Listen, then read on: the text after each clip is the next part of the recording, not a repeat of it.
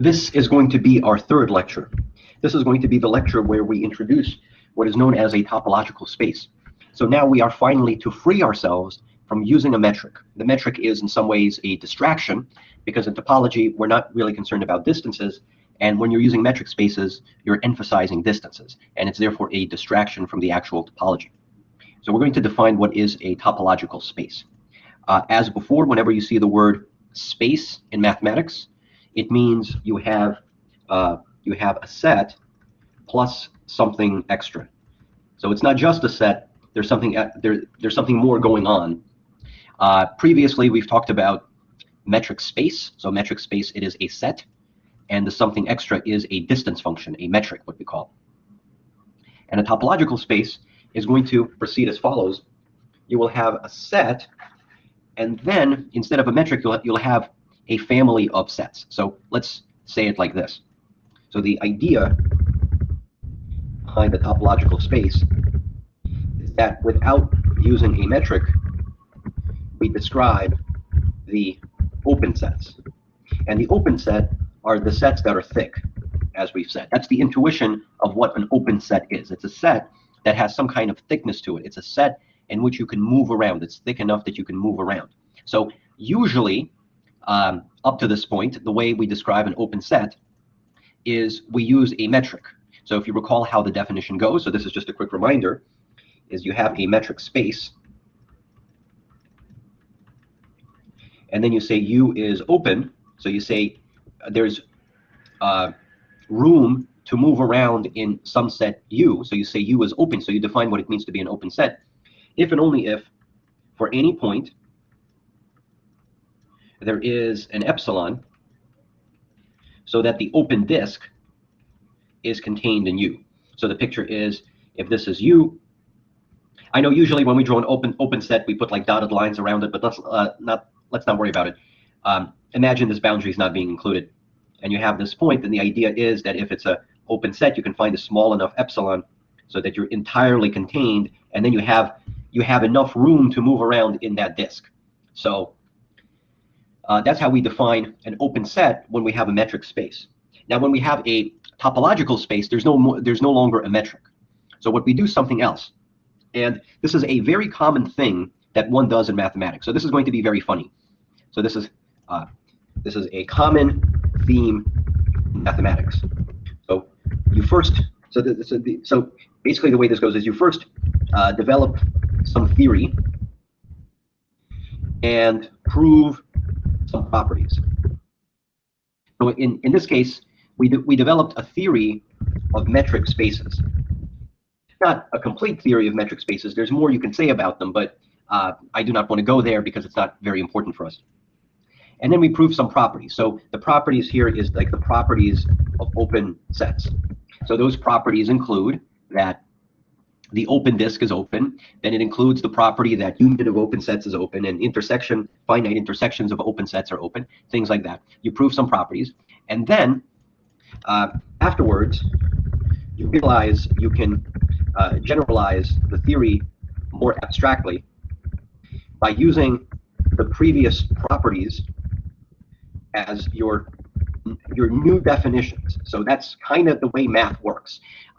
A lot of mathematics consists in relearning the same thing over and over and over again, but when you relearn it, you always relearn it on a deeper level. And when you go up this ladder of abstraction, this ladder of more and more sophistication, the way it works, and that's kind of funny, is these properties, so the properties of the open set that we've talked about before, they become your definition. So you kind of skip the issue of how you define something being thick without using a metric, and you just use the properties as the definition that you want. So that's kind of funny how it works, but at least it gives us some intuition. This is the reason why we talked about Euclidean spaces and metric spaces, because we wanted to develop the intuition for, like, an appreciation, I should say, for the definition that we are about to write. So here's going to be the definition. So we're going to define what it means to be a topology. So previously in the last class, we defined what it means to be a metric. Now we're going to define what it means to be a topology. So let X be a set. So we start with a set. And then we say a topology on X. Previously, we talked about a metric on X, which was some kind of mapping, but a topology on X is a collection.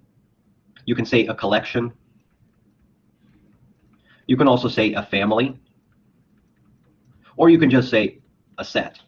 It is a collection, so it is a collection. Let's call it T for topology. Let's call it T. So is a collection, T, of subsets of X. Okay, so let me just say this again. T is a set containing subsets of X.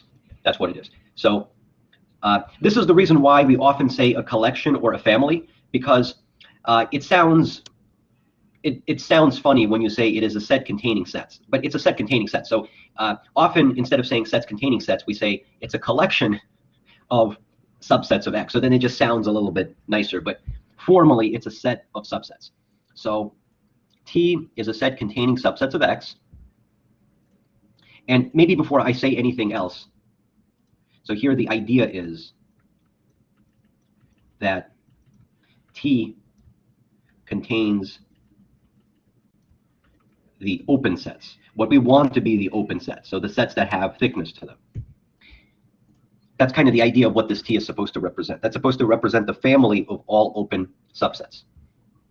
So a topology on X, so it's a collection of subsets of X which satisfy the following properties. So it's not just a collection of subsets, but some properties that are required to satisfy, which satisfies the following properties. So the first property is the empty set and the entire set are in T. Okay, so let me repeat this again. T is a collection of sets. The sets that are inside T are subsets of X. So you probably recall from maybe a proofwriting class, you talk about this thing called the power set. The power set of a set, it's the collection of all subsets of a set. That's what you call the power set. Whatever this T is, it's not necessarily the power set. We're not saying that T contains every subset of X. It contains some of them. But it is required to satisfy these properties. It has to contain the empty set because we want the empty set should be open and the entire set should be open. So these are like the two extremes that should be open. Just like in a metric space, these two extremes are open. The second property says that if, let's say, U and V belong to T, then U intersect V belongs to T. So this is finite intersections. So so we're not using the word open. See, we're not using the word open. We're kind of avoiding using the word open. We're defining open through properties. So the property of open should be that if U and V are open, whatever that means, then their intersection should also be open. Finite intersections. Now, you might complain and you may say, why do you only have two? Why not have a finite list? Well, because if it works for two of them, then it works for any finite number. Because if you have three of them, let's say you have U1, U2, U3, you can take U1 intersected with U2. This is in T, but U3 is in T. And then you take those two and you intersect them again. And that's in T. But that's just another way of saying U1 intersect U2, intersect U3. So if you know that any two sets in T intersect to be something else in T, then it's true on any finite level. So that's why we're writing it like this. And the third property will say that if you have let's say an infinite collection, if each UI belongs to T, then the union of all of these also belongs to T. So this would be arbitrary unions. And now we do something very funny. The sets that are in T, In other words, U an element of T. So U is a subset of X. Okay, now again, you might find this a little bit confusing. T contains subsets of X. So if you pick an element in the topology is by definition a subset. Right? So it's a subset of X, but it's an element of T. Maybe to make this make a little bit more sense, we'll do an example very soon. But you have this. So sets that are in T are called open sets. So you see, it's a little bit different from what we do with metric spaces. With metric spaces, we start with a metric, and then we use the metric to define what it means to be open. With a topology, you do it a little bit differently. With a topology, you have a collection of sets that you're going to end up calling your open sets. And you just want your topology to satisfy these properties. So this is what is known as a topology on X. And a topological space, it's a set together with a topology. Just like a metric space, it's a set together with the metric. Topological space is a set together with a topology. So now that we introduced the definition of a topology, we're going to look at some examples. So hopefully these examples will help clarify what a topology is. So I would like to start with this. This is probably the easiest example to start with. So suppose X comma D is a metric space. And then we're going to define T in the following way. So it's going to be the collection of U subset of X. So it's going to be the collection of all subsets of X which have the following property. And the property is for any P in U, there is epsilon bigger than 0, so that the disk that's centered at P of radius epsilon fits inside U. So then, as we've seen before, T is a topology on X. This is a topology because we've proven previously that open sets, so if we define an open set as something that satisfies this kind of property, as we did in the previous lecture, then it ends up satisfying the requirement of all of those open set properties.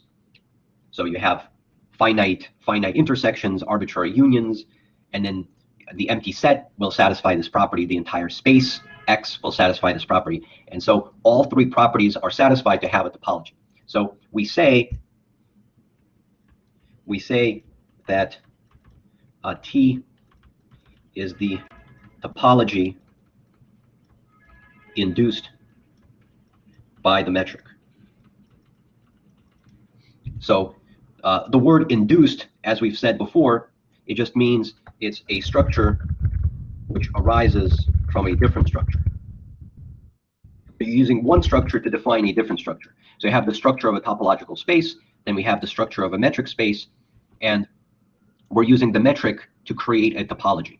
So a collection of what you call open sets. Now you can also do this with Euclidean spaces. So let's just say this. If you have a norm is a norm on Rn, it induces a metric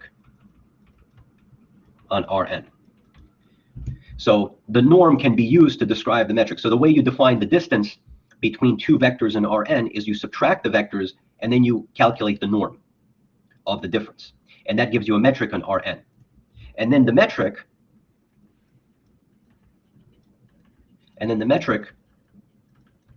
itself induces a topology on Rn. And then this is the meaning. So we mentioned, though we did not prove it yet. Though we're getting there. If you looked at the homework problems, you kind of half prove it, and the other half of the proof will be done differently, but we're getting there. So we mentioned, but we did not prove it yet, that all norms lead to the same topology. So here's what we're saying. Let's say there's lots of norms you can put on Rn, lots of different norms. If you have two different norms, they will give you two different metrics. So you have different metrics on Rn. But when you use the metric and you define the topology using the metric, then the topology that you end up getting will be the same. So basically, what we're saying is, to put it very simply, let's say you have one norm and you have another norm.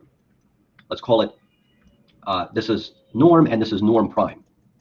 This norm gives you a metric which we're going to call D, and this norm gives you a metric which we're going to call D prime. Now D gives you a topology, it induces a topology which we call T, let's call it T, and this one induces a topology which we call T prime. So the point is, these may be different, so the norms may be different, and therefore the metrics may be different. But when you descend down to the level of topology, they become the same. Okay, then they become the same, and that kind of shows you the advantage of using topology is that it often simplifies things and it's easier to work with. So working with norms or metrics sometimes it is a distraction of something more fundamental. That whatever topology you end up getting from this one and whatever topology you end up getting from that one, even though the way you start at the beginning may be very different, in the end the topologies that you get become the same. So whatever it means to be open with respect to this norm and whatever it means to be open with respect to that norm are exactly the same. Though I want to just give you a warning. We've mentioned this before. This is warning. So if D and D prime are metrics on some set X, then the induced topologies may be different. So be very careful with that. I'm not saying that just because you have two metrics, they always lead to the same topology. This is very special, right? It's just that Euclidean space and norms are very special.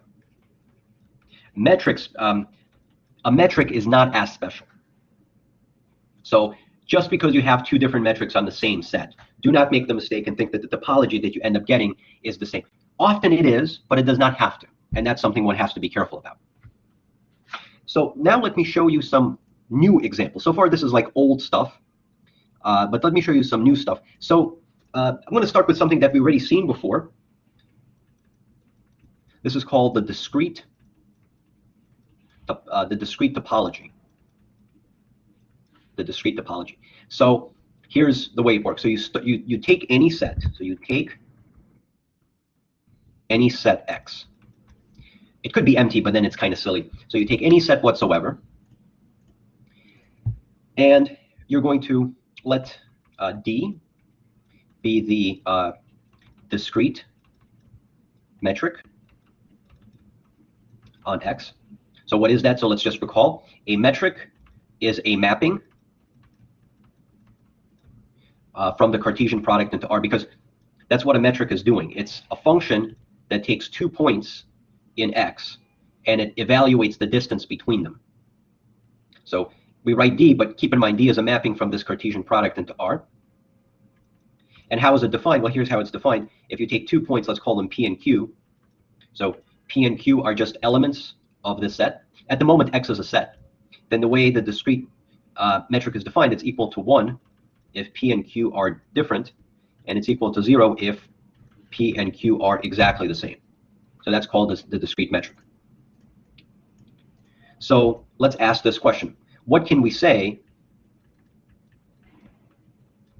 We say about the topology, let's call it T, that is induced by this metric. So we're going to show, this is not difficult to see, so we will show that T contains all subsets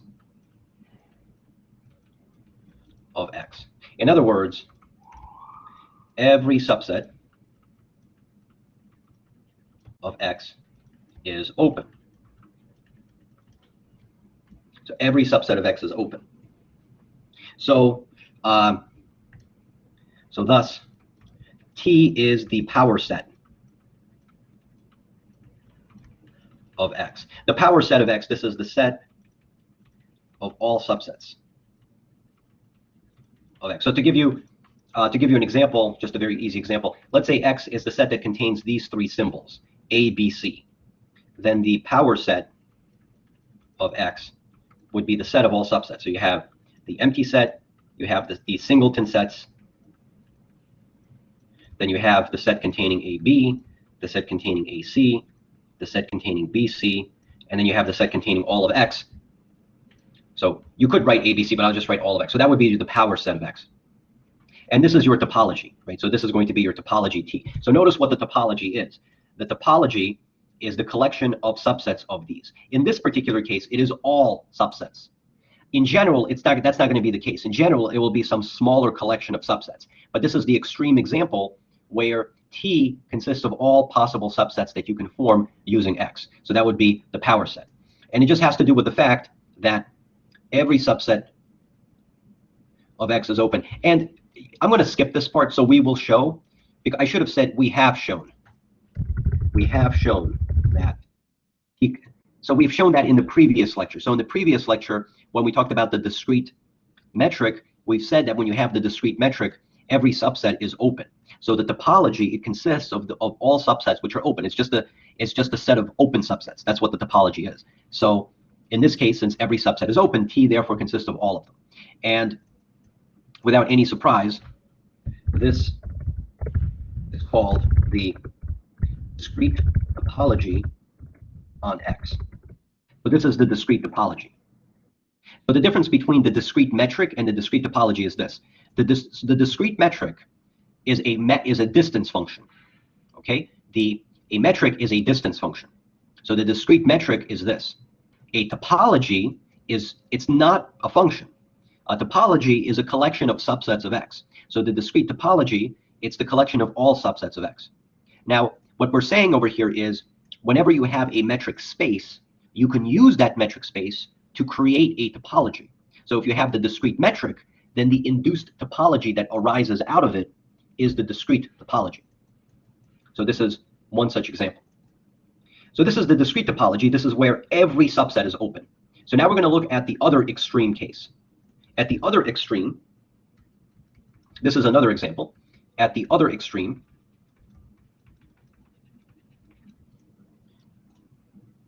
we have what is known as the indiscrete topology.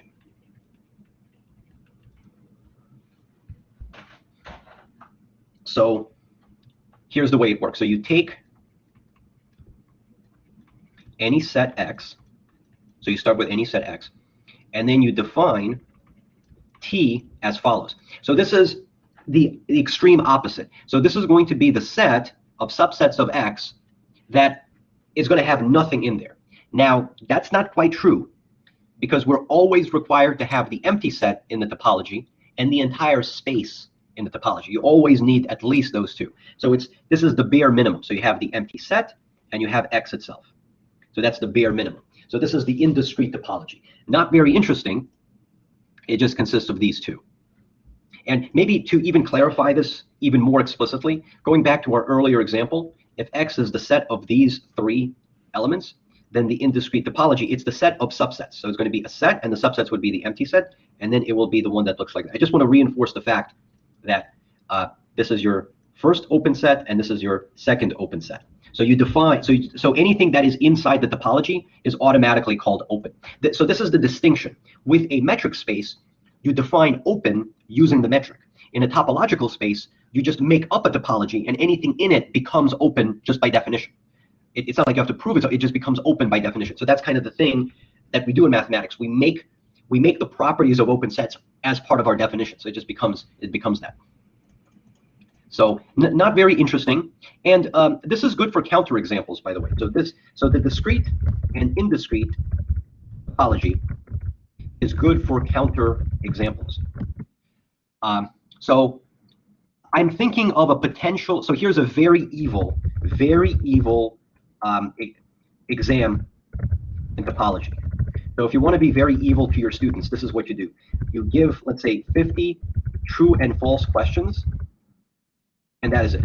And so I just ask you 50 true and false questions about topology. If I say, if you have a topological space and it has this and this and that property, does it necessarily have this additional property?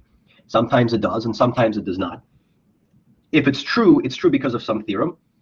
And if it's false, then there's a counterexample. And very often, using the discrete and indiscrete topology is a good source of counterexamples, because it's always a good idea to look at like the best case and worst case scenarios, and that's exactly what the discrete and indiscrete topology are. So they're primarily used for that. They're not that important. So if you're wondering why is this important, it is not important. It's good for the sources of counterexamples. As you know, in math, sometimes you think something might be true and it's not really true, and you often use some counterexample. And you try to avoid sophisticated, complicated counterexamples if you have to. So that's primarily just for that reason. So so here's like a question you can ask. So here's a question. The discrete topology is induced from the discrete metric. But here's a question. Can you create an indiscrete metric on X? In other words, some metric on X whose topology is the indiscrete topology. That's like a question you can think about. If, in case you're wondering, the answer is no. So in particular,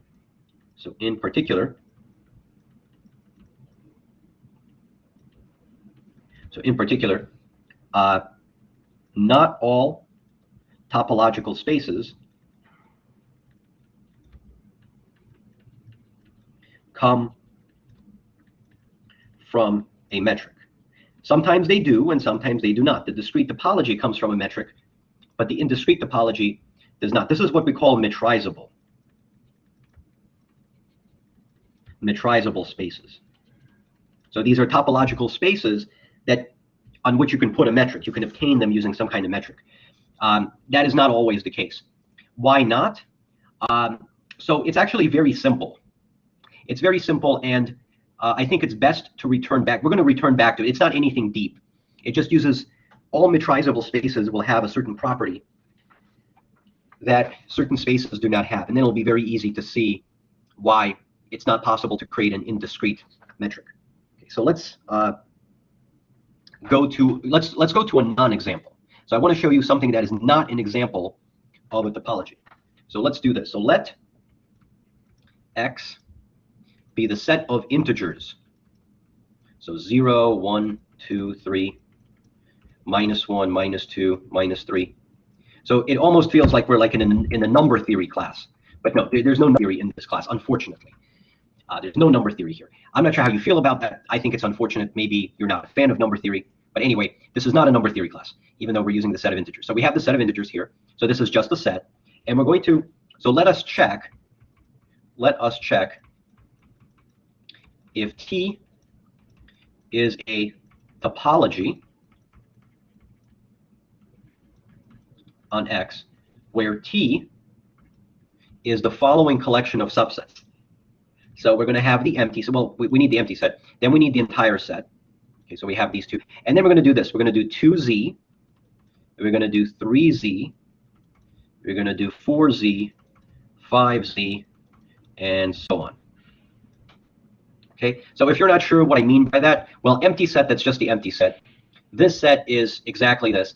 And 2Z just means multiples of 2. So that would just be, if you write this out, so that would be 0 plus or minus 2 plus or minus 4 and so on. This one will be 0 plus or minus 3 plus or minus 6 and so on. So these are just multiples. Maybe you've seen this notation in a number theory class. It means exactly what you think it means. It just means you take all of the integers in here and you multiply them by this fixed integer, and that gives you multiples of 2, multiples of 3, and so on. So let us check whether or not this is a topology on X. So here's what we do. So the first question is, does T include the empty set and the entire space? So the entire space is X. Well, yes, and this is by construction. So if we go back to this example, if we did not have these in here, if we like remove these, then there's no way that T would be a topology. It has to have the two extreme cases. But that's not, I mean, the two extreme cases, that's not very interesting. It's more interesting to look at the other ones. So let's look at finite intersections. So does T satisfy a finite intersection requirement? So in other words, if you pick two open sets, U and V in T, then is it true that their intersection is also in T? So let's pick U and V different from these two because it's not very interesting. Intersecting with the empty set is again empty, so it's not very. So I'm going to pick one of these two. So let's say that U is NZ and V is MZ. Okay, so NZ and MZ. What is the intersection? So I guess it is kind of like a number theory class. So it's going to be the intersection of NZ with MZ. So something that is a multiple of N and a multiple of M. So we call that the least common multiple. So that would be DZ, where D is the least common multiple of N and M. So that means I was incorrect when I said this is not number theory. It is a little bit of number theory. So for instance, just to use something very simple, if you take, let's say, 4Z, so that would be 0 plus or minus 2 plus or minus 4 plus or minus, I made a mistake here. So plus or minus 4 plus or minus 8 plus or minus 12. And then you have 6Z, which is 0 plus or minus 6 plus or minus 12 plus or minus 18. If you were to take these two and you were to intersect them, intersect 6Z, well, what do they have in common? Well, you can see what they have in common. They have 12 in common, and then they have 0 in common. So they would have this. So you would have 0 plus or minus 12, and then it will be plus or minus 24, and so on. But that's another way of saying 12Z.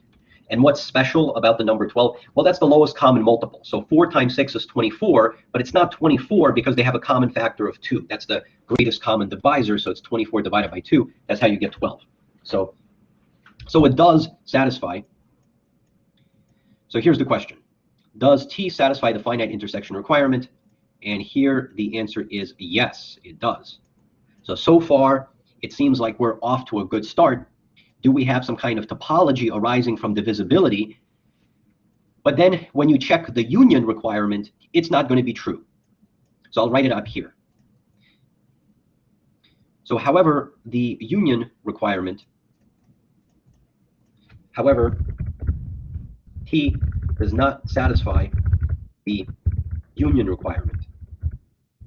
In fact, you can find two sets, U and V, such that U union V is not in T.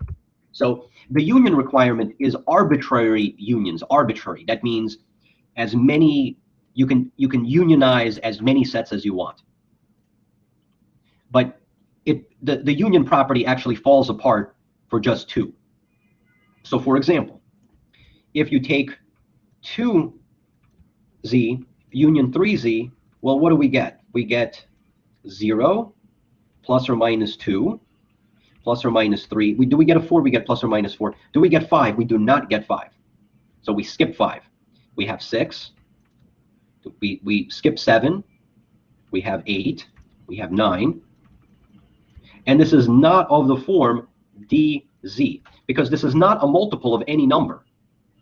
It's not a multiple of 2. Actually, you have multiples of 2, but you also have multiples of 3. Multiples of 2, multiples of 3, multiples of 4. But so let's see, what's the best way to say it? Let's say d is equal to 1. It's not all of the integers. It's not 2, because 2z does not include that. It's not 4, because it has this. It's not 5, because it misses 5. It's not 6, because 6z does not contain 4. It's not 7, it's not 8, it's not 9, and so on. You can maybe turn it into like a more rigorous argument, but I think it's clear enough why it's not of the form dz. So you cannot write it in the form as a multiple of some number, and so this is not. So it means that 2z union 3z, this is not in T. Now, if you use 2z union 4z, that would actually be equal to 2z, and that is back in T. But when you check the union requirement, it has to be true no matter what. It cannot just be true for some cases. It has to be true for all cases. So in this case, it might work, but not in this one. So therefore, this T is not a topological space. Okay, now let's move on to something else. So now I want to talk about, now that we introduced topological spaces, I want to discuss the next thing is, so we've introduced essentially, actually, you know what, I'm going to do one more example. So let me do one more example. So this is a somewhat strange topology, but it is important in algebraic geometry. If you're wondering, is algebraic geometry difficult? The answer is yes. It is much more difficult than topology. In fact, algebraic geometry is the most difficult area in all of mathematics by far. Like nothing else comes close. And there is something called arithmetic geometry, which you can argue is just as hard. Arithmetic geometry. And in some cases, it's almost the same thing. Arithmetic geometry is referring to number theory. So basically, you are applying, it's kind of like algebraic geometry plus number theory. So I mean, I guess you can say it's harder, but the main difficulty is algebraic geometry. It's not the number theory. It's the algebraic geometry which gives you the main difficulty. So this is the most difficult area of math. It is so hard that you can pick up like research papers in other areas of math, and you have a better chance of understanding what people are saying by just looking at a research paper than you would from just understanding just like a single chapter in an algebraic geometry book. So it's very, very hard subject. It sounds like such an innocent, it's just a very innocent sounding name of an area of math, but it is very, very difficult. And there's a topology that is used in algebraic geometry that it looks like one of those silly, strange counterexample topologies, but no, it actually is used in the subject. So, and it's this. So you're going to let X be any set. So this is just like before. And so let's assume that it's infinite. Let's assume X is infinite. It's an infinite set. It does not have to be an infinite set. If it's a finite set, then what we're about to do is not anything new. You'll see what I mean. So assume that X is infinite. So we're going to define the following topology. So T, so let U be a subset of X. So we say U is open. So in other words, we're defining a topology. To define a topology means you have to define what it means for something to be open. So you say that U is open if and only if U is the empty set, or the other case is the complement is finite. So this is called the finite complement topology. Yeah, it's actually used. It's actually used in algebraic geometry. It's not some kind of meme topology that no one cares about, like the indiscrete topology. It's more serious. You actually use it. This is the finite complement topology. Now, the reason why I say over here, assume X is infinite, is because if you, I mean, you do not need this. If you remove this condition, if X is a finite set, then whatever this is will always be finite. and then every subset will automatically be open. So then the finite complement topology is just the discrete topology. So let me just make this comment over here. So if X is finite, then the finite complement topology is the discrete topology. That's why it's called the finite complement topology. So you say that something is open if the complement is finite, right? Finite complements. If the complement of that set is finite. Now, the one exception, of course, would be if U is the empty set, because if U is the empty set, then the complement of that is everything, which potentially could be an infinite set if X is an infinite set. So you have to do like a separate exception for this one.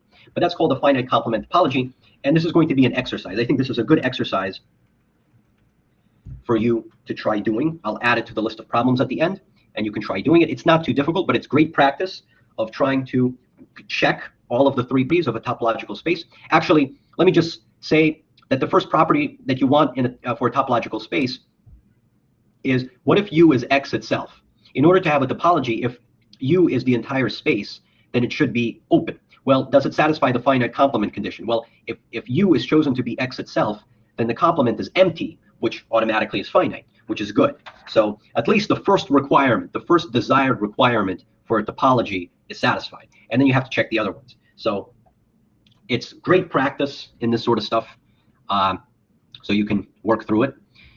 So now I want to move on to the next topic, which is, I'm going to call these the various separation properties in topological spaces.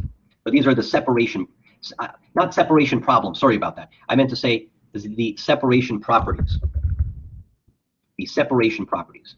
I misspelled the word separation, I just noticed, but that's not serious. So what's the idea? So the idea here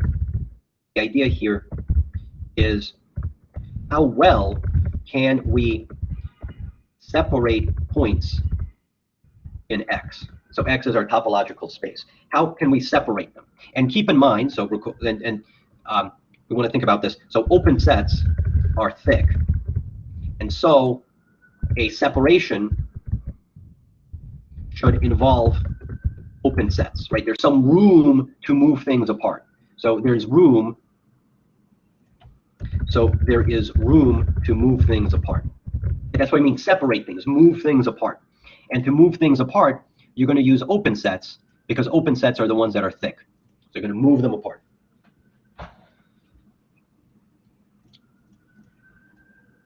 Okay, so now there is actually an entire Wikipedia page on these separation properties. And I'll show it to you. And we're only going to talk about 3 of them. We're not going to talk about all of them. We're going to just talk about the most important ones, the ones you need to know. And as we indicated, we are doing a point set topology at the bare minimum. We're doing the absolute essentials of point set topology. We do not want to overdo it.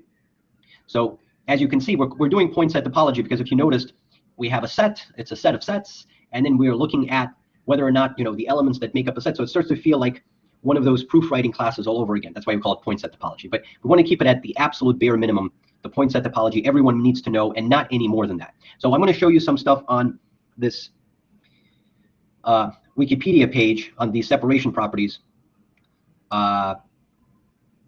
And many of them are not, you just do not need to know them, and I've never even seen them used. Unfortunately, the only place that people learn about this seems to be a topology class. So you see them in topology class, and then you never see them again. So it is therefore my approach to this class that we're just going to look at the ones that might actually come up at some point. So I'll show them to you over here. So let me take you to the Wikipedia page. You can find some of this in Moncrief, but even Moncrief does not do all of them.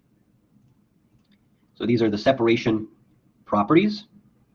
They're denoted by this letter T. It has something to do with German. So this is like the word in German for separating things. And then there's like this picture where you have 2 points, and it's a question of how you can separate them. And you have all of this T0, T1. Kolmogorov, Richer, Hausdorff, Urisohn, completely Hausdorff. Yeah, so this is just completely overdoing it. Okay. In fact, it's called completely because you are completely overdoing it. In fact, this is kind of funny. You see this? You have T2, you have T3, and then you have T2.5. Why not call it 0, 1, 2, 3, 4? Why 2.5? Well, because historically people used T2, T3, and then they realized there's something in between, and they did not want to change the name of it, so they called it T2.5. So that means if you invent your own separation type of property, you can call it like 2 3/4 or something like that. So it's like, yeah, this gets to the point of being a little bit ridiculous. So we're just going to look at these three. So we're going to look at T0. They also call this a Kolmogorov space, named after, this is a mathematician who is known as the father of probability theory. So probability theory is often considered to be an area of applied mathematics, but whether or not something is applied or not does not really matter, because applied mathematics is no different from pure mathematics. The only difference is the kind of problems that one takes in applied mathematics are inspired by problems outside of math. So probability theory is heavily used in many applications. And so what applied mathematicians do is they set up some kind of mathematical theory that is proven rigorously and defined rigorously, just like in pure mathematics, but it is better adapted to other types of problems that are outside math itself. Pure math is mostly concerned with problems coming from math itself, like talking about the different kind of geometric structures you can have. That's something that is more suitable to pure mathematics because you just have a geometry problem in mind. Whereas an applied mathematician may be interested in the way some kind of probabilistic model to the stock market, and then when they set up that probabilistic model, they create the necessary definitions for it to work, and then they prove things rigorously, just like anything else. So Kolmogorov was mainly an applied mathematician, but just because he was an applied mathematician, he's not alive anymore, does not really change the fact that the way he does math is not any different from a pure mathematician. It's just that he worked on different types of problems. So it's interesting that he also seemed to have done some stuff in topology as well. So it's called the T0 space. So they have it over here. So let me write it on the board what this is. So I just want to get through these so you at least know them. So let x comma t be a topological space. So it's a set together with a topology. And sometimes mathematicians get lazy, you're going to see this, and they just write x. And they do that because they're lazy. They suppress notation. Just like when you have a metric space, sometimes people just write x. They do not even write down the metric function, they just write down x. So you will often see people say, let x be a topological space. Well, x is just a set. They mean x together with a topology, but they're not just mentioning the topology explicitly. So let x comma t be a topological space. So we say that x is a T0 space, also called a Kolmogorov space. Now, just a comment about notation. These have absolutely nothing to do with each other. Maybe this is a bit confusing. Maybe I should not call it T. Maybe I should use like a script T. Maybe I should use like some kind of decorative script T. Because otherwise it looks like I'm just putting it's always called a T0 space. It has nothing to do with what the name of the topology is. So maybe I should write it like this: x script T and then a T0 space. So it's called a T0 space when the following property is satisfied. So if you have 2 points, P and Q in X, and P is not equal to Q, so you have 2 different points, then it is possible to find an open set. So that just means, what is an open set? An open set is quite simply something in the topology. Okay, that's what an open set is. The topology is the collection of open sets. So it is possible to find an open set which contains one but not the other. Contains one but not the other. So in other words, U, so P is in U and Q is not in U, or the other thing that can happen, the other thing that can happen is Q contains U, but it does not contain the other one. The reason why we're writing it like this is because we cannot decide which one it is. Let me add it over here. We cannot prescribe which point is being contained. So so I'm going to draw a picture. Okay, so here's a picture. So here's a point P, here's a point Q. We want to separate it. You see that this is the idea of separation. We want to draw an open set around one. So an open set is something that's thick. So there's separation, right? There's room to move around. We want to draw an open set. And when you draw an open set and it does not contain the other one, that means there's enough room separating the 2 points. The issue is that, like, this is the problem, is you cannot necessarily say that you want the open set to contain this one, but not that one. So either it looks like this, right? Your open set U contains this one, but not that one. Or maybe it goes the other way around. Maybe it contains this one, but not that one. So that's what it is. Like, you can separate one from the other. You can put one in the open set, but not necessarily the other way around. This might seem like a strange kind of a space, but actually it appears, this type of space, this type of separation actually appears in algebraic geometry. I'm going to put it as an exercise. You will have an exercise on the homework about this, and you need knowledge of these things called rings. So if you're familiar with these things called rings from an algebra course, then you can try doing that exercise. If you're not familiar with it, then do not worry, just skip it. It's not vital to the class. I just want to show it to you so you get to see it. It's not vital. It's not important in this class. If this was an algebraic geometry class, then yes, you would have to know it because it has the word algebra in it. You will have to know some algebra in order to be able to do it. So, but that's what we call a Kolmogorov space. Now, the next one probably will actually make a little bit more sense. So let's suppose xt is a topological space. We say x is a T1 space. And according to Wikipedia, this is called a Frechet space, sometimes called a Frechet space, when the following property is satisfied. If P and Q are in X and they're different, then it is possible to find an open set U, so something in the topology. I guess I should have written it like this, otherwise, because I kind of said script T. Something in the topology, which contains, so now you can actually specify which one it is. So that P is in U and Q is not in U. So you can actually specify. You see, in a T0 space, you cannot prescribe where the open set goes. You're just saying it's possible to put an open set on one of them, but you cannot make up your mind and say which one. You cannot make that choice. You cannot say, I want to put the open set here, but not there. In a T1 space, you have that freedom to do so. So you can say, I want to put my open set around this one, and I want it to be separated away from Q. So you can do that. Also, if you want to, you can also put an open set around Q and not around the other one. So here you have a little bit of freedom in how you put the open set. Okay, so this is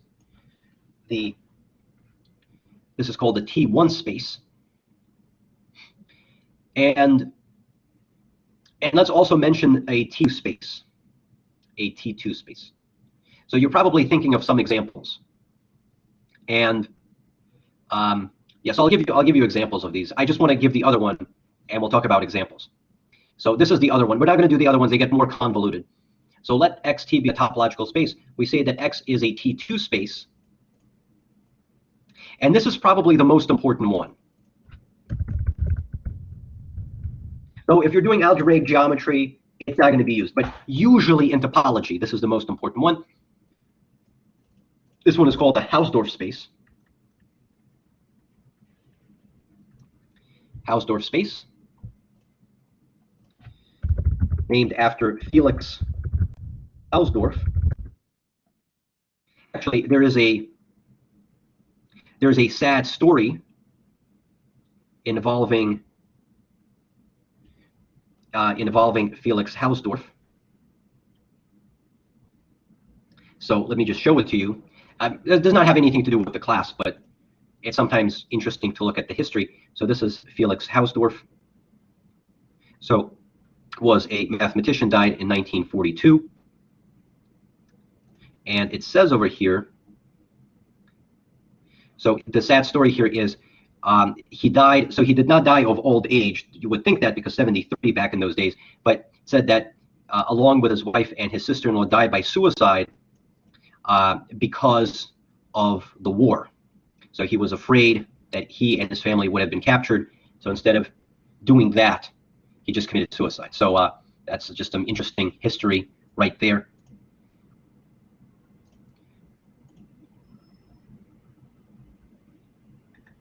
So here's the Hausdorff space, the Hausdorff property, when the following property is satisfied. So if P and Q are in X and P and Q are two different points, then it is possible to find two open sets. Then it is possible to find open sets U and V. So that means U and V belong to the topology. That's what it means to be open. Open is by definition something that belongs to your topology, such that the following is satisfied. Let's remove this. So that P contains U, V contains Q, and U and V have nothing in common. You have empty intersection. So the picture here is, here you have P, here you have Q, you have two different points. In the T1 space, you can fit an open set around one of them that excludes the other. But in the Hausdorff space, you can do something better. You can do better. You can actually come up with two open sets simultaneously. And those two open sets, they separate both of them together, and they do not intersect. So because they're empty set, I'm sorry, because they're open sets, that means they have thickness, so you have some room over here. So there's just enough room to separate those 2 points from each other. That's why we call it a separation property. This is slightly better separation property than the first two that we mentioned. And this is the most, probably the most commonly used one. Okay, so let's look at some examples. So now I'm going to go through some examples. So here are some examples. So I think we should note the following. A T0 space, well, if you have a T2 space, then that is automatically a T1 space. Because in a T1 space, you're just saying you can find an open set around one of them, and you can choose which one. In a Hausdorff space, you're choosing two of them at the same time. And if you have a T1 space, so in the T1 space, you can choose where to put the open set, whereas in the T2, in the T0 space, you're just saying there is an open set around at least one of them, but not necessarily both of them. And then you have a T0 space. So what would be some examples? So let's give some examples of the separations that we have. So an example of something that is not even T0. And if you heard what we said before, you probably look at the discrete or indiscrete topologies first, and that's exactly what we're going to do. You're going to let X be a set with at least 2 points, because if it only had a single point in it, then the condition is vacuously true. There's nothing to check, right? You cannot find, right? The assumption here is, like, you go back to this definition, you're saying you find P, you find 2 distinct points. Well, if there's only 1 point in X, then there's nothing to check. It automatically satisfies this property. So we're going to assume you have at least 2 points. Let's just call them A and B. And the topology is going to be the indiscrete topology. It's just going to be the empty set, and it's just going to be X. That is it. So now you get to see what the problem is. Because if this is A, this is B, the only open set you can draw around A is X itself. But X itself contains both of them. So it's not possible to separate A and B by an open set. Okay, so this space is not even T0. So now the next question you can ask, what about a space? So let's go actually to the opposite side, T0. Let's talk about an example. So we kind of did it like this. At this extreme, we gave an example of something that's not even T0. But at the other extreme, let's give something that is T2. An example of something that is T2. So Hausdorff.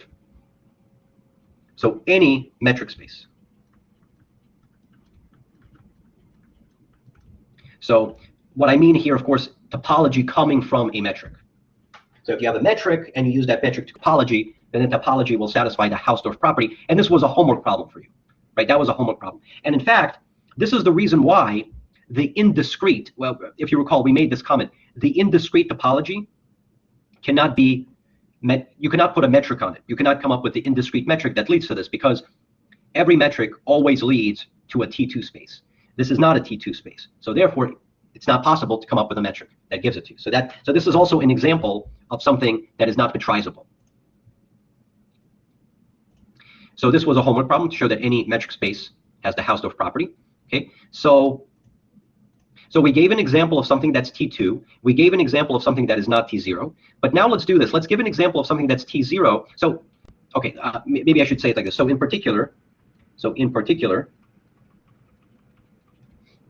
a metric space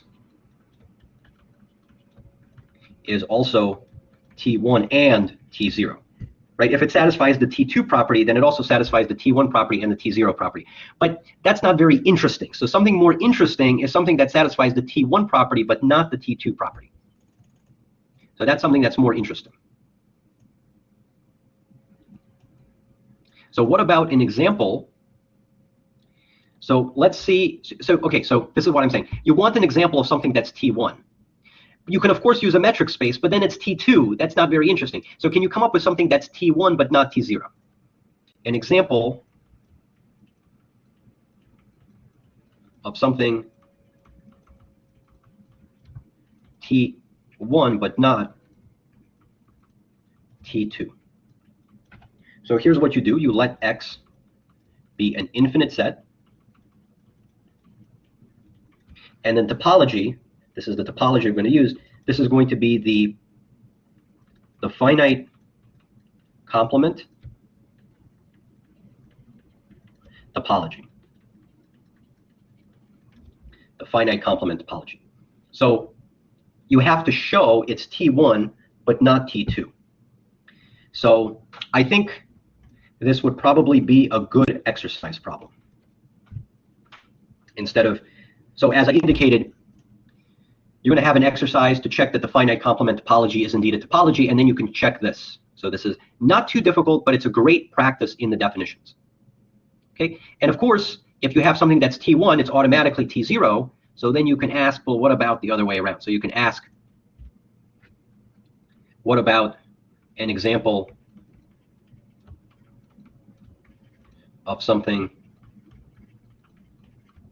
that is T0 but not T1. So this will appear on the homework. There's actually an important example from algebraic geometry that's going to be used. So let me say this again. If you're not familiar with the algebra here, so if you're not familiar with rings and ideals and prime ideals, if you've never seen that before, you can skip the exercise. It's not vital.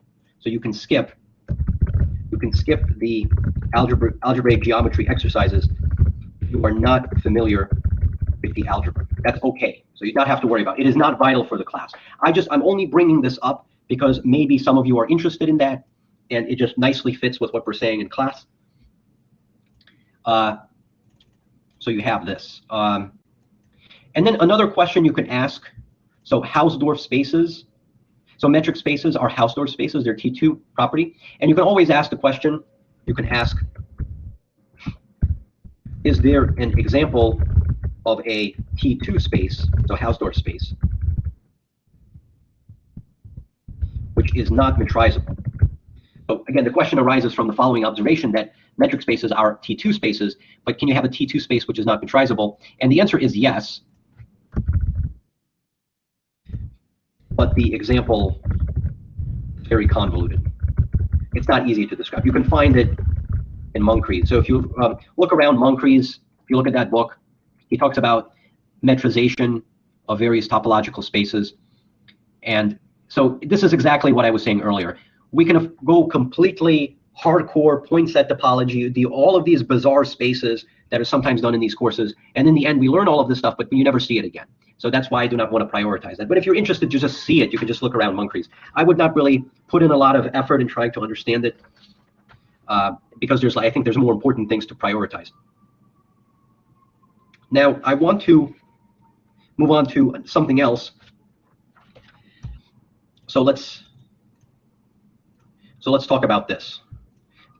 This is sort of not, we kind of got through the separation properties. So now I want to get to this part. I want to discuss, so let us discuss various topological operations that can be done on subsets. So as before, we're going to say let X be a topological space. And a mathematician will just write X. They will get lazy. And now let A be any subset of X, not necessarily open.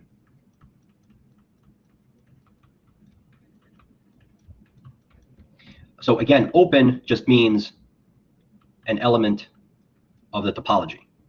So it's not necessarily any subset of X. The topology consists of very special subsets. Those are the open subsets, what you call the open subsets. But now you let A be any subset of of X. And we're going to define, so we will define the following operations. So one of them is called the interior of a set, or sometimes people write it like this, A with a little O on top. Another one that people use is people talk about the closure of A, or I guess CL of A. I guess people write it like that. I prefer to use this notation. This one is sort of very old-fashioned. This one is also old-fashioned, so people usually write this. And the other one is the boundary of A, or maybe boundary of A. This is a very just to comment here. The partial symbol is hardcore overloaded in mathematics. You're going to see what I mean. It means so many things at once. So this is what is known as the topological boundary. It is also the manifold boundary, whatever that means, which is something different. Then it also refers to like the partial derivative, which is not even related to that. And then you have something called the boundary operator on differential forms. I'm sorry, it's the boundary operator of chains. And then it's also the co-boundary operator in like algebraic, algebraic. It means so many things at once, and all of those meanings are very different from each other. So it's a very overloaded symbol in mathematics, sort of like the number zero, right? It's sort of like when we write zero. What does zero mean? Sometimes people mean the empty set, sometimes people mean the zero matrix, the vector zero, the number zero, the zero function. It's just a very overloaded symbol. So we say partial A, but anytime you see the symbol, you want to be a little bit careful. Just ask yourself, in what context? Because such an overloaded symbol in math. So these are going to be the operations we're going to describe. And I want to draw some pictures for you. So here's the idea. So to help with the intuition,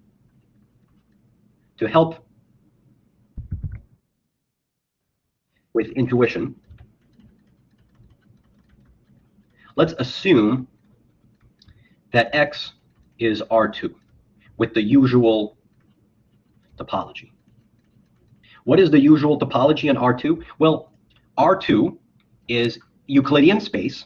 Euclidean space has a norm. Does not matter what norm you use. That norm gives you a metric, okay? And then an open set is something that's open with respect to that metric or with respect to that norm. Okay, so something is open if you can fit, let's say, a Euclidean disk inside it. Okay, so that's what I mean by the usual topology in R2. And let's draw. If you've taken an advanced calculus class, you've probably actually seen this before, so this might be a review, but we're going to define it more generally in any topological space. So I'm going to draw this square. This square will represent R2. And then in R2, you're going to have a region. This is a subset. Okay, whatever this A is, this is any subset of X. So it's going to be any subset of R. In this case, the picture is going to be in R2. It's going to be any subset of R2. It will not necessarily be open. It will not necessarily be closed. So maybe it looks something like this. Maybe it kind of excludes this. It includes that. Maybe it has like a hole in the middle. Then you kind of shade that in. And then maybe it has like an arm attached to it, right? And then maybe there's like a few more points over here or something. And that is A.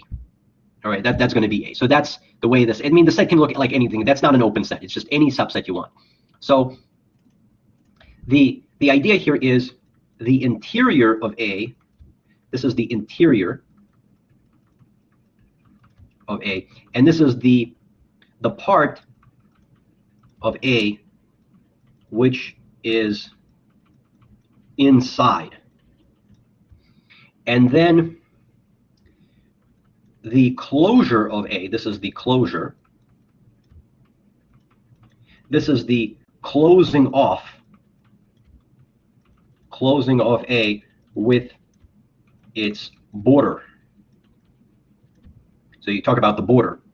And the boundary of A, this is the boundary of A, and that's just the border. So in this picture, how would these look like? So this is just to give you the intuition. This is inside it, right? You're just inside it. So you would not say that, you see, right over here, this leg over here, there's nothing inside it. It's just thin. There's nothing inside it. So the interior is going to look like this. You would exclude this. You would exclude that boundary. You would exclude that boundary. You would exclude that boundary, and it's just going to be this remaining part. That's going to be the interior. That's like the open piece that sits inside it. The problem with these points over here, there's no thickness. So they're not technically inside. You're both like inside and right on the boundary of going outside. So you're going to exclude that. So that would be the interior. But then you can ask, what about the closure? Well, the closure is you would just close off the border. So what you would do is you would just draw in the missing border, and that would be the closure. So it will be exactly this, and then you just put in the border in there. And then the boundary of A, so, okay, so maybe I should say this again. So the closure of A, it's not just the border, but it's the blue and the red together, right? It's all of it together. The boundary of A, that's just the border that's, it's not the part that, it's the part that's being added, and it's the border that you already have. So it will be this, it would be this, this, this, so this is right on the border, and it would be this. Okay, so the stuff in red, that would be the boundary of the set. And the closure, you would close it off with the border, and it will be the stuff in red, and then plus the stuff in blue. But there's no need to draw this red because it's already part of the blue. Okay, so that's kind of the intuition for what these are. So how does one define it? We want to rigorously define these operations. Now, I should warn you that there's probably around, let me say this, are probably around 500 different ways of defining these operations. If you open up Moncrief's, he might do it one way. If you look up in Wikipedia, they might do it another way. If you look it up in a different book, they do it another way. In fact, I would say this. If you ask any two mathematicians, they will always define them differently. And in fact, if you ask me what it is today, and then you ask me what it is in the week, I'll define it differently in the week when you ask me. So the reason why no one cares is because all of these different ways of defining those operations, regardless how you do it, they all end up being equivalent to each other.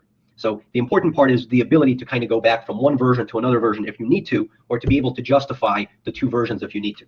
So I'm going to use the one that uses probably the least amount of vocabulary possible, because some of these approaches, they have to introduce new vocabulary that I do not want to introduce, and I want to just try to keep it as direct as possible. So here's the way you're going to define it. So the interior of A is going to be defined as follows.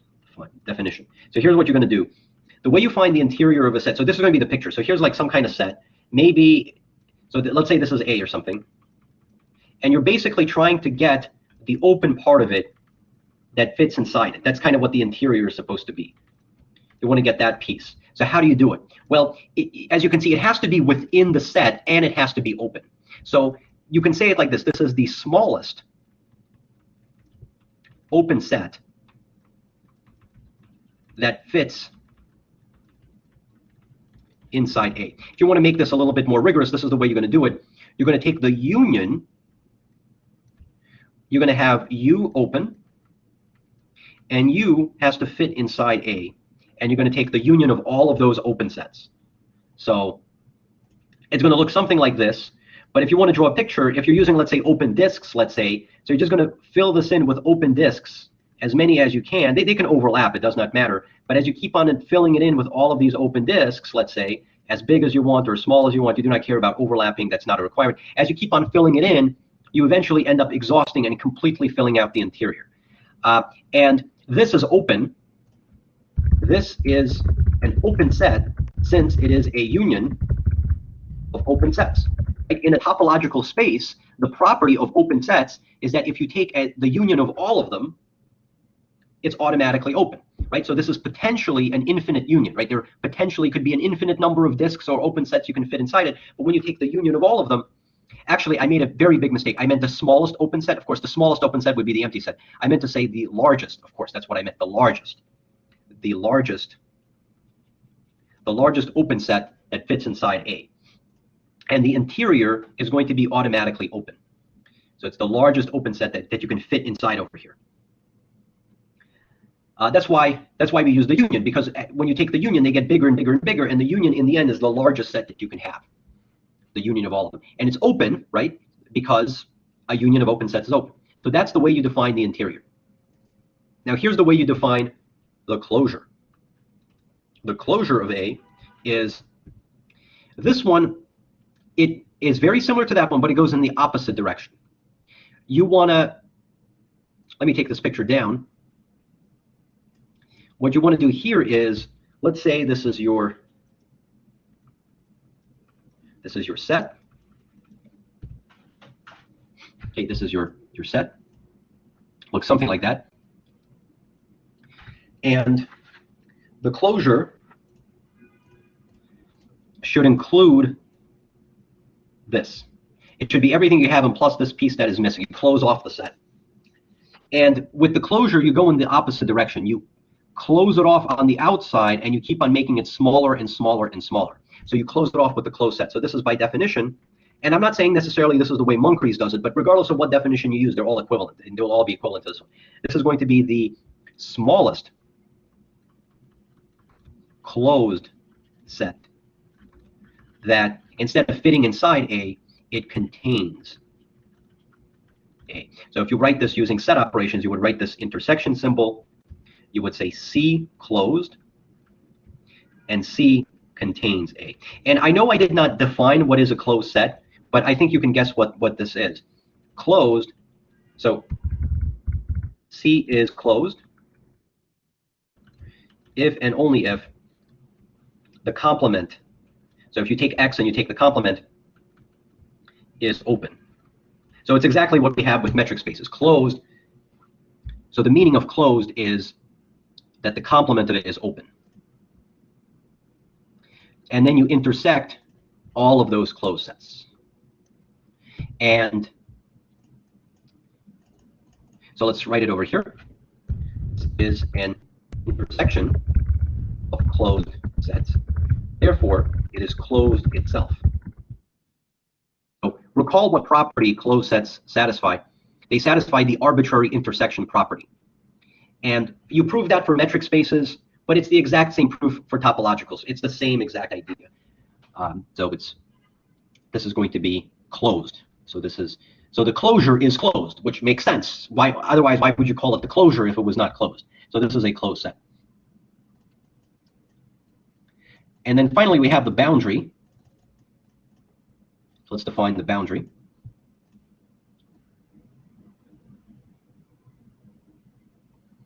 So there's lots of different ways of defining the boundary. This is, I think, my favorite one because it's the most direct one. So the boundary of A is, you're going to take A. So maybe I should draw a picture. So let's go back to this picture. So the boundary here should be all of this, right? It should be all of this.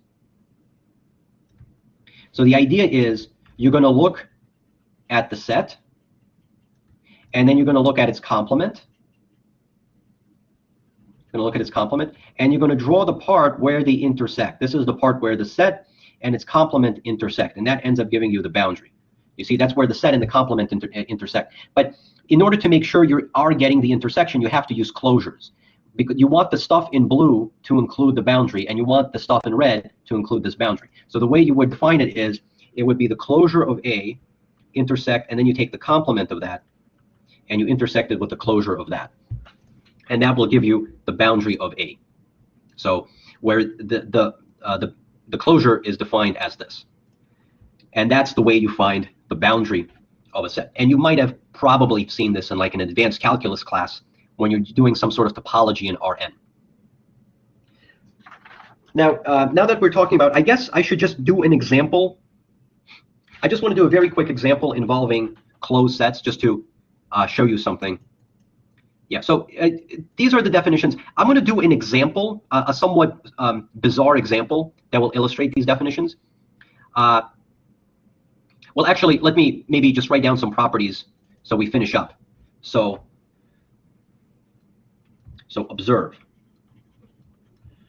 The first thing, the interior of A is open because it's a union of open sets. The closure of A is closed because it's the intersection of closed sets. The boundary of A is also closed. The reason for that is because the closure is closed and this closure is closed, right? That's the closure of something. So they're both closed and you intersect them, so it's going to be closed. So the boundary is closed. The next thing I want to say is the interior of an open set is equal to U.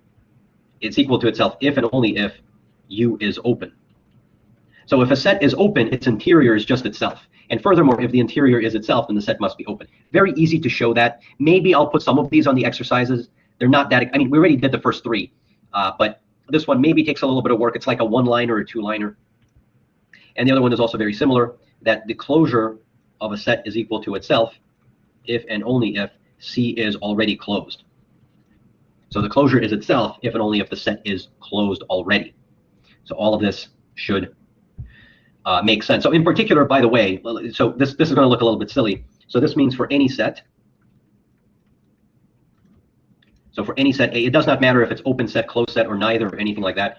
If you take the closure, and then you take the closure of that, then you get the closure. Because when you take the closure once, that's closed, and taking the closure of something that's already closed, there's no need to do that anymore. So that's already closed. By the way, the bar symbol, talking about being overloaded notation, this is overloaded. In complex analysis, as you know, that means the complex conjugate. But in complex analysis, if you take the complex conjugate twice, then the bar goes away. But here it does not go away because it has a different meaning. So putting a bar over something very heavily overloaded in mathematics. So of course, you always have to be mindful of what you're doing. So as I promised, I'm going to do an example where we calculate all of these three set operations. But before I do an example, I want to just say something about closed sets. I want to show you something bizarre. Let us show something to be mindful of when dealing with open and closed sets. So if X is the discrete topology,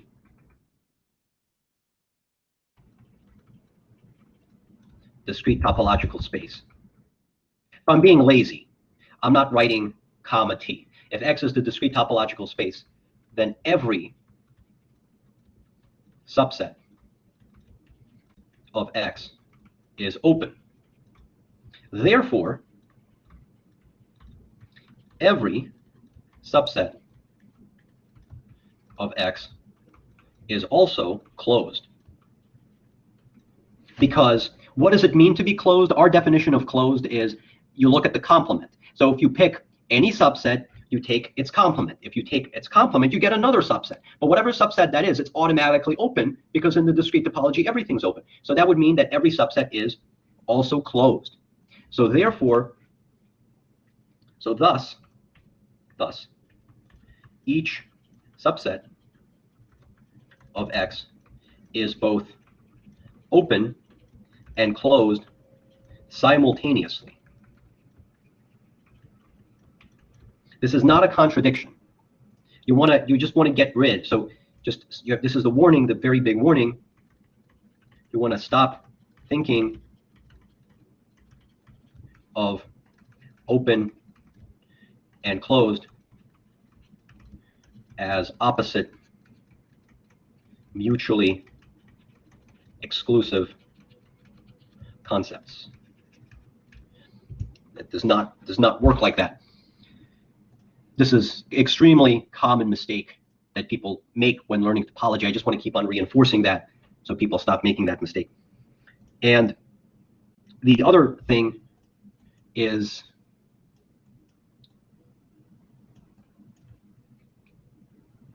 in fact, this is kind of funny. There's a funny video that you can look online. It's called Hitler Learns Topology. So I suggest to look at that video, Hitler Learns Topology. I'm not going to play it on this stream. You can find it yourself. As you know, it's that famous Hitler video from that movie that's in German that no one understands unless you speak German yourself, and people just make up subtitles to be whatever you want it to be. So they made up the subtitles about topology. And while Hitler is learning topology, his advisors tell him, so Hitler at some point says, because it is not open, it is therefore closed. And then when Hitler finds out that the open, so they're talking about the empty set, they're talking about the empty set, he finds out that it's both open and closed. And then at that point, he goes completely out of control, and he starts complaining. And his suggestion is instead of calling it a closed set, you should call it a friendly set to avoid confusion. So maybe if you want to call them friendly sets and use Hitler's suggestion, you can go and do it. But the standard terminology is open and closed, and always to understand they're not opposite concepts. So,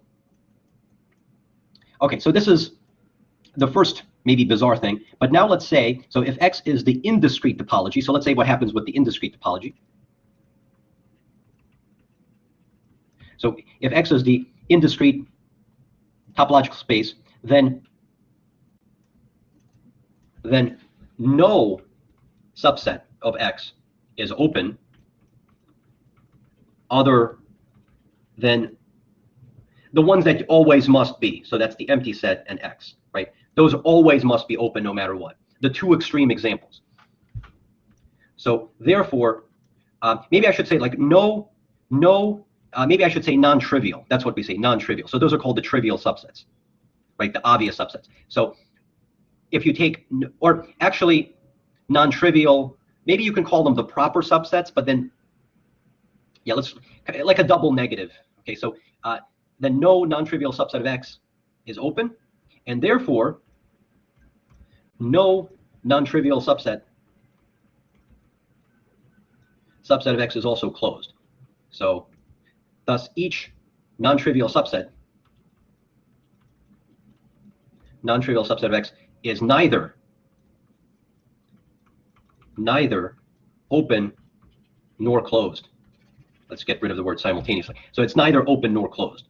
So that kind of, again, illustrates the point that you have open, you have closed. If it's not open, it does not mean it's not closed. It could be both. And also, just because it is not open does not mean it has to be automatically closed or not closed or anything like, or it's just they do not really have much to do with each other. Okay, so that's, I wanted to just mention that just to reinforce that fact again. And now I want to do the promised example. So let us do an interesting example that illustrates these topological operations that we mentioned. So let's say this. Let X be the real line with the usual topology. So what is the usual topology? Well, the real line is, you give it the usual metric. The distance between 2 points is like, you take the difference of the two numbers and you calculate the absolute value. Anytime you see R as a topological space, it always means that. It never means anything else other than using some kind of bizarre example. It always means that. So let X be the real line with the usual topology, and let A be a subset. This subset is neither open nor closed, as you will see. Be the rational numbers inside the real numbers. Let's draw a picture. I think the picture will help you see what's going on. So here is a picture. Here's the real line. And then we're going to draw the rational numbers. The way we draw the rational numbers is we just draw scattered points everywhere that get arbitrarily close to each other, but there's going to be these holes. But they get arbitrarily close to each other. They're like everywhere. This is sort of the way we like to draw the rational numbers, but there's a lot of holes there, and the holes are exactly the irrational numbers that are not being filled in. So let's ask ourselves, what is the interior of A? So the interior of A, this would be the largest subset, open subset you can fit in it. So this will be the union over U, where U is open, and U has to contain the set of rational numbers. It has to contain the set of rational numbers. I got it backwards. Sorry about that. U has to be itself contained in A. Sorry about that. Right? You put an open set inside it, and you see how big you can make it. Well, how do open sets look like? Well, they're basically open intervals, right? Something is open if it contains an open interval, right? An open disk. That's an open disk, right? An open disk, an open interval. Well, can you fit an open interval in here? Well, you have all of these points. You can see that no matter how small you make that open interval, it will always contain rational and irrational numbers. So this is going to be empty because every open interval will contain both rational and irrational numbers. Therefore, we cannot fit any open interval inside Q, because Q is just rational numbers. If you put an open interval and it is completely inside the rational numbers, then that will imply that there's irrational numbers part of this blue set, which that's not possible. So the interior is going to be open. I'm sorry, the interior is going to be open, but I meant to say it's going to be the empty set. So in this case, the interior is the empty set. So you can see this is an absolutely gigantic set. It's all over the place. And despite that, the interior comes out to be empty, and it's as small as it can get. So that's the interior. Now let's ask this question. What about the closure? What is the closure? So you kind of want to close this off. So the idea is, before we write it out, the idea is you want to fill in the things on the border, the things that kind of go inside and outside at the same time. And it's like you want to fill in the holes. But if you start filling in these holes, right, you start filling in all of the missing holes, if you start closing them off, well, those are the rational numbers. So you're putting in, I'm sorry, those are the irrational numbers. So you're just putting in, you're plugging in the holes with the irrational numbers. And when you put them in there, then you get everything back. So then this is going to be, we can guess intuitively, this should be everything. So that's sort of a very interesting type of an answer, that when you look at the closure, it actually gives you the entire real number line. Can we maybe give a more rigorous, a more careful justification here? Let's see if we can give a more careful justification. So the closure of A, this is going to be the intersection of closed sets. So C is closed, and we want C to contain A. So now let's look at the complement. So if we take the complement, so it's useful to work with the complement. So if you take the complement of this, whatever that is, when you take the complement of a intersection that is well known, it becomes a union. So that's going to be a union. And this is going to be R, take away C, where C is closed and it sits inside A. Okay, so here's the picture. Here's A, and C. C is some closed set that contains it. But if you take a complement of a closed set, you get something open. So this is the union of open sets where U is open and U. So the complement, whatever that is, if C contains it, right? If C, so we're saying C has to contain A, but then when you look at the complement, that's everything on the outside. So U is therefore has to, so U has to therefore be contained in the complement of A. Has to be contained in the complement of A. R take away A. And the complement of A, that's the set of irrational numbers, right? Because A, this is the set of rational numbers, so the complement of A, that's the set of irrational numbers. So this is the set of irrationals. So we're asking the question, what is the union of all open sets that fit inside the irrational numbers? Well, for the same reason, this is going to be empty, since every open interval contains rational numbers. every open interval will contain rational numbers. It's kind of the same, it's the same reasoning as this. This was empty because if you have an open set and it's contained in A, it has to contain an open interval, and an open interval cannot only exclusively consist of rational numbers. When you take the complement, whatever the closure is, when you take its complement, so when you take the complement of the closure, you get the union of this, but these are open sets, so it's the union of open sets, where the open sets contain not A, because you're now working with the complement, they're contained in the complement of A, but the complement of the rationals are the irrationals. So you want the union of all open sets that are contained in the irrational numbers. But if you have an open set, by definition, it contains an open interval, an open disk, and every open disk will contain both rational and irrational numbers within it. So it's not possible to find an open interval which sits inside the irrational numbers. So it has to therefore be empty, right? There's nothing there; it just has to be empty. So now look at this. So look at what we have. The complement of the closure, of A closure, is the empty set. So what does this mean? That means whatever this is, it has to be as big as this set. So from here, right, from this, the complement of A closure is the empty set. So the closure is the real line. The closure is the real line. So this justifies that. And then let's look at the boundary. What's the boundary? Well, it seems that the boundary is also the real line. So let's see if this makes sense. The boundary of A, it's the closure of A union the complement. So R take away A, closure of this. Well, we just observed that this is the real line, union. So this is the set of rational numbers whose closure is the real numbers. And the complement of this is the set of irrational numbers, but its complement is also going to be R for the same exact reason. So the boundary is R union R, so which is just R. So the complement is everything. So as you can see, you can have these extreme examples where you have a set and its boundary is as big as it can possibly be. Okay, so, and just to notice, the interior of A is empty, but the empty set is open.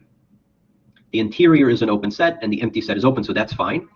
The closure is always a closed set, and the entire space is automatically open and closed at any time, so this is also perfectly fine. So everything kind of works out in the end, and this is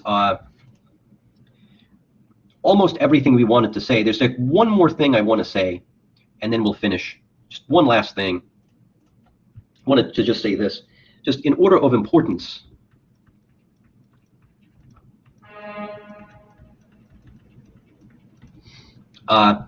The closure, this operation, this is the one that's the most important one. Then you have the boundary of A. This is sometimes used. Well, the closure is often used. The boundary is sometimes used. And the interior is hardly used. The one place you might see the interior be used is in like advanced calculus, when you have a set, when this is like the domain of a function, and you might say something like you have a function, and you want the function to be differentiable on its interior, because differentiation only makes sense on open sets. So you might say the function is continuous on A and differentiable on its interior. So that's like one place it might come up. We're not really going to see it. It's probably the most used ones.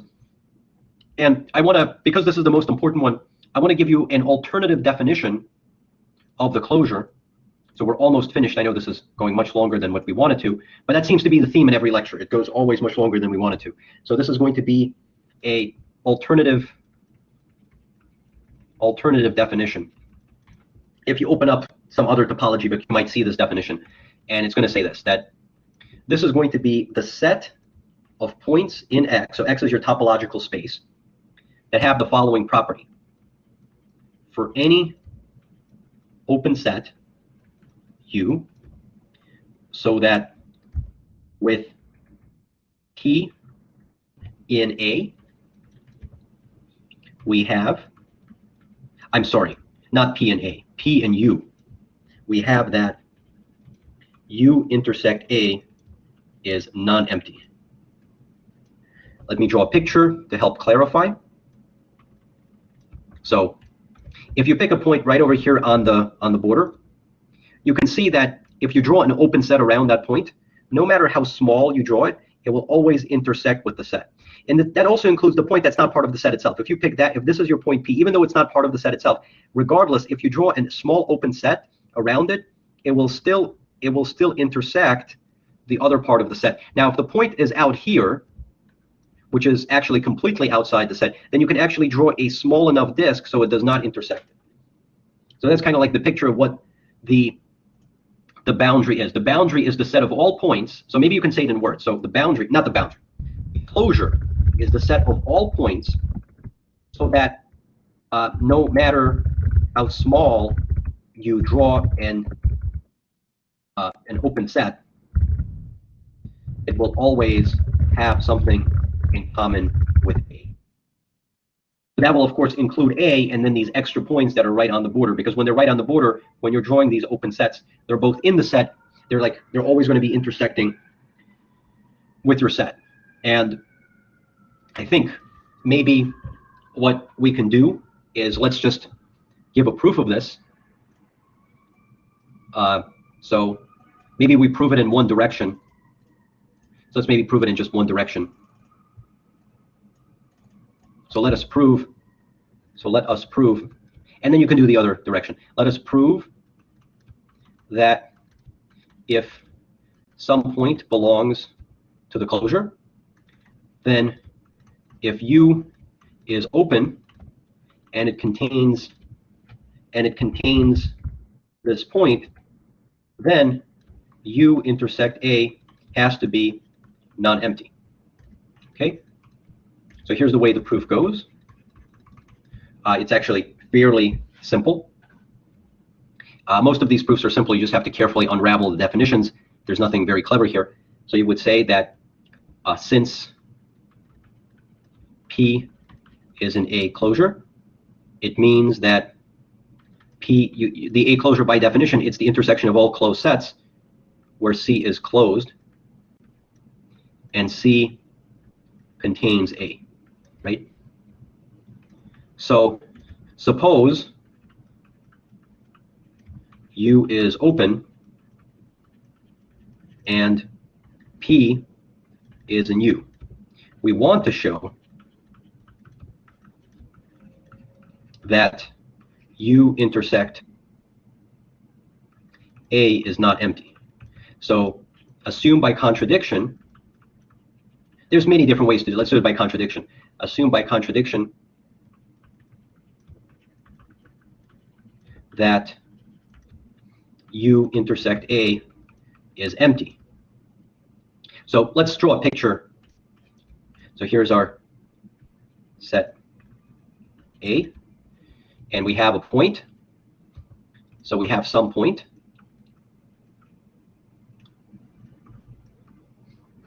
P is in U, so we have some point. P. I'm going to draw the point P outside, and you have an open set U that contains P. But U, it contains P. Okay, so here's where the contradiction comes from. So since U intersect A is empty, it means, so you know what, ignore the point. I think the point is the confusion. So maybe let's not draw the point. Let's just draw U over here. So you can see from the picture, since U does not intersect with A, it means that the complement of U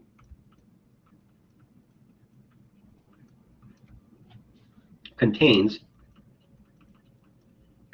A, right? If you look at the complement outside of it, so that this would be the complement, everything outside of it, you can see the complement now completely contains A. So let's set C to be equal to whatever this complement is. This is a closed set. So thus, C, this is a closed set. So thus C has to contain A. Right? Why does C contain A? Oh, yeah. So this is a closed set, and C contains A. Because we just said it over here. So C has to contain A. But the closure of A, this is the intersection of all closed sets. Maybe I should have called it something else. I called it C over here. Maybe to avoid confusion, let's call it K. So then K is a closed set, and K contains A, and C closed, C containing A. This is the intersection of all closed sets. And the point is that K is one of those closed sets, right? That's one of the closed sets. So then what does that mean? That means this is then sitting inside K, right? Because K is one of those closed sets. And the intersection, that's the smallest of all of the closed sets that contains A. Now we see what the problem is. The problem is this. P is a point in here, right? We picked a point by assumption. By assumption, we had something in the closure. So we have a point in the closure. Yeah, we have a point in the closure. So we have a point in the closure, so therefore this point has to be in K. But what's the contradiction? The contradiction is, what did we say about the point? We said P is in U, right? We have some point P that was in U. And K was the complement of U, so that means P is not in K. So how can this point be in K? That's where the contradiction comes from. So that's where you have the contradiction. So the contradiction came from this assumption. We assumed that it was empty, and that led to the contradiction. So I guess the proof is actually not that easy as I thought it was. I thought it would be a lot easier. Then I realized it's actually kind of long, and there's like different things you need to do. So it's actually not that easy, it seems. Yeah, but this is an alternative definition which is very frequently used when you're working with the closure. So I figured that we finish with that. So finally, this completes the lecture on topological spaces, and next time we'll talk about subspaces.